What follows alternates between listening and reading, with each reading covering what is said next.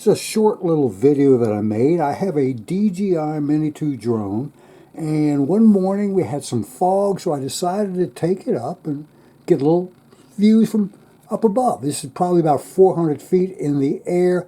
As you can see in the background, those are the Blue Ridge Mountains. I live in Staunton, Virginia, and we have a little mountain range to the east, which we're looking at right now, and also one to the west.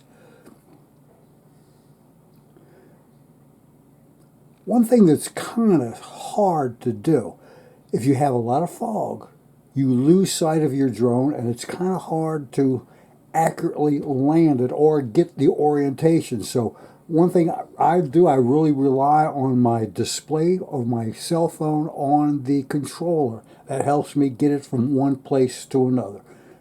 Really helps a lot. Now we're looking westward, and those are the Allegheny Mountains in the background.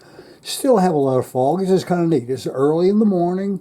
The fog gives you just a different perspective of what you see around here. I really enjoy it.